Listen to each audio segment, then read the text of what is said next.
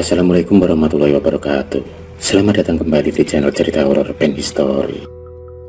Arwah Tante Lita.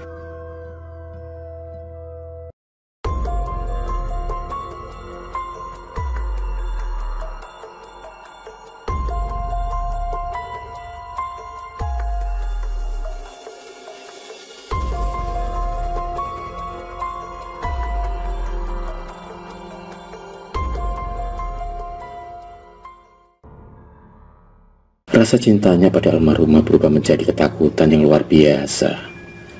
Dalam keadaan itu terdengar cekikikan Tante Lita sambil berkata kepada mantan suaminya dalam bahasa daerah kami, dan diakhiri dengan suara tangisan. Namun entah kenapa seisi rumah tidak ada yang mendengarnya kecuali suaminya.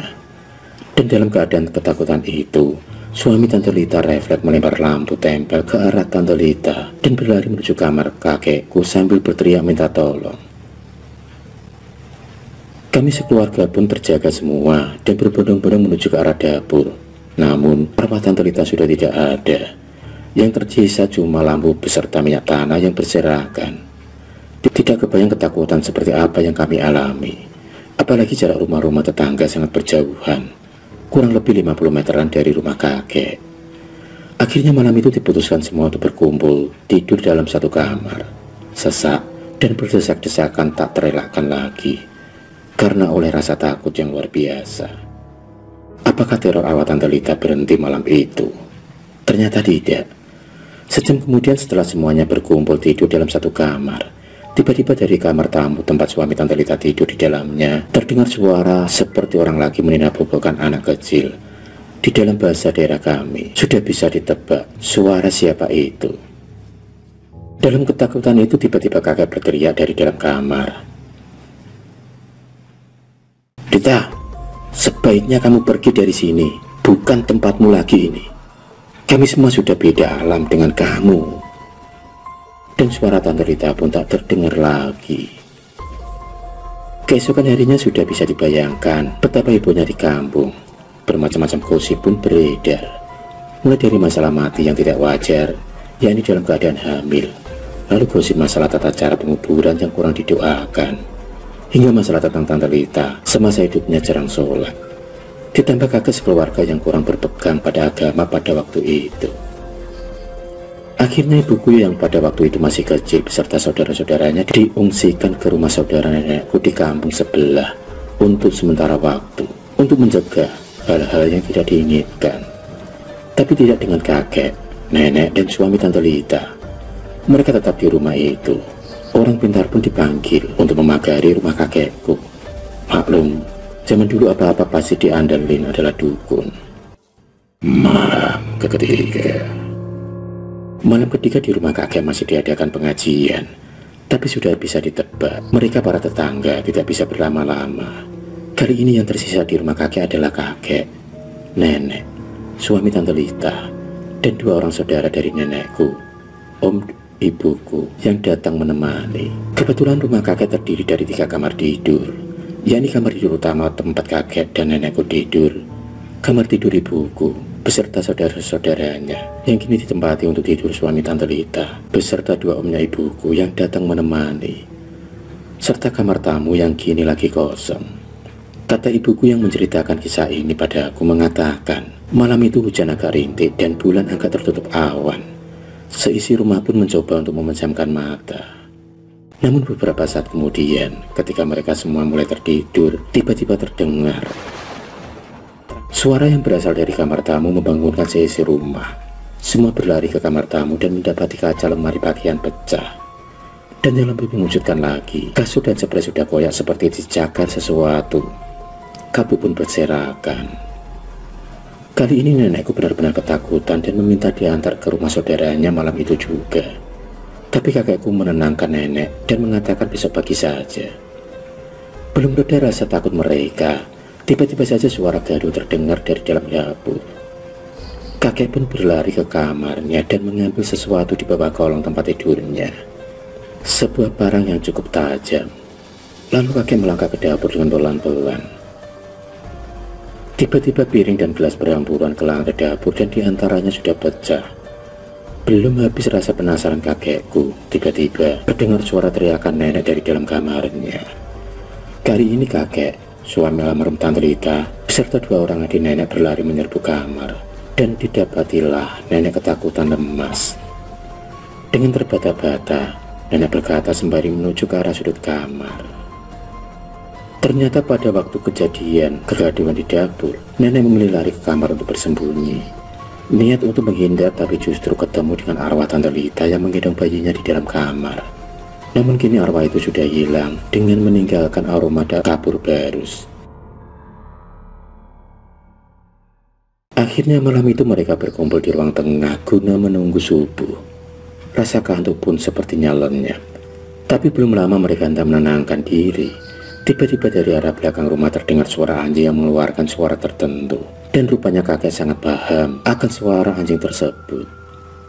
Dengan berbekal parang tajam yang masih melekat di tangannya, tiba-tiba kakek berlari ke arah dapur dan membuka pintu dapur.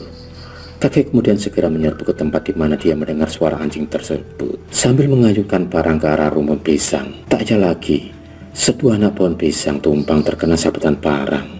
Namun baru saja beberapa detik, tiba-tiba anjing tadi menyalak lagi. Kali ini berasal dari arah rimbunan kopi sekitar 15 meter dari tempat kakek berdiri. Dari remang-remang rimbunan kopi itu terlihat arwah Tante Lita berdiri. Dengan sigap, kakek pun berlari mendekati rimbunan tersebut dan mengibaskan parangnya ke arah arwah adiknya itu. Tapi lagi-lagi cuma ranting dan daun-daun kopi saja yang berguguran. Dan arwah Tante Lita telah hilang lagi. Aku yang mendengar cerita ini dari ibuku sempat berpikir, apa iya parang bisa melukai makhluk halus? Akhirnya kakek tidak melihat lagi penampakan Tante Lita. Beliau kemudian memutuskan kembali ke dalam rumah dan berkumpul di ruang tengah bersama yang lainnya. Tidak ada suara, cuma hening. Kakek, nenek, suami almarhum dan kedua saudara nenek cuma bisa diam. Dan kakek sempat melirik jam dinding yang telah menunjukkan pukul 3 dini hari. Dan sampai akhirnya terdengar suara minta tolong. Samar-samar suara itu terdengar, tapi mereka belum tahu dari mana suara itu. Mereka pun memasang pendengaran yang baik-baik, dan akhirnya mereka dapat mengetahui asal suara tersebut.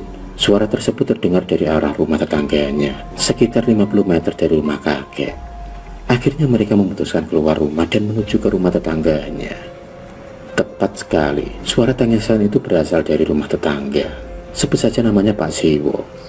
Dan suara tangisan itu adalah suara istrinya.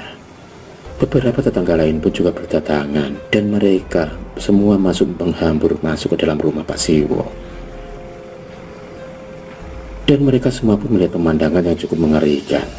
Pak Siwo lagi terkapar tak bernyawa di dapur dan diratapi oleh istrinya dengan luka robek di punggungnya yang hitam seperti bekas cakaran, cukup dalam dan mengeluarkan banyak darah.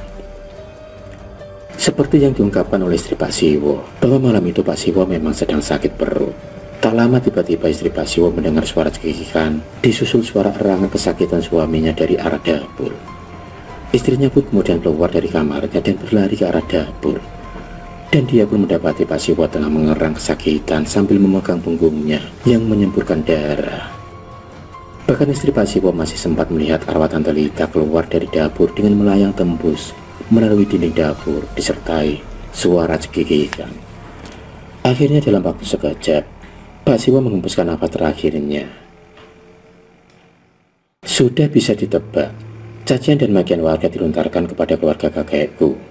Bahkan sampai tuntutan pun dilayangkan. Akhirnya subuh itu juga, kakek berserta beberapa warga kampung dengan berbekal obor mendatangi kuburan Tante Lita yang berjarak 200 meter di belakang rumah kakek. Mereka kemudian mencabut nisan Tante Lita dan memasangnya terbalik. Kemudian warga mengumpulkan ranting dan daun-daun kering, lalu membakar kuburannya. Konon katanya dari dalam kuburan terdengar suara orang yang menangis. Sejak hari itu tidak ada lagi teror almarhumah Tante Lita. Seminggu kemudian suami almarhumah Tante Lita beserta kakekku berangkat ke ladang tempat di mana dulu Tante Lita dan suaminya tinggal, guna mengambil sisa pakaian Tante Lita yang tersisa. Namun alangkah terkejutnya mereka karena mendapati pakaian-pakaian tersebut sudah koyak-koyak semua. Aku yang mendengar kisah 40 tahun silam itu dari ibuku langsung mengecek kebenaran cerita itu kepada kakekku. nenek, dan saudara-saudara ibuku. Dan betapa terkejutnya mereka semua.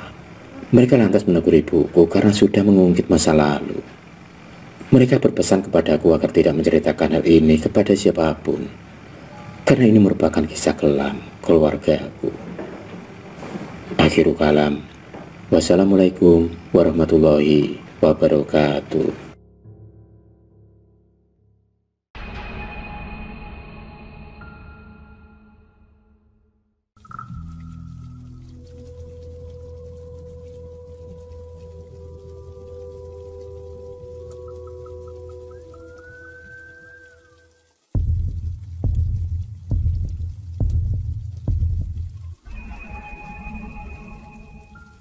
Terima kasih sudah menonton video cerita bergambar ini. Klik subscribe untuk terus mendapatkan video-video cerita bergambar selanjutnya. Semangat berkarya.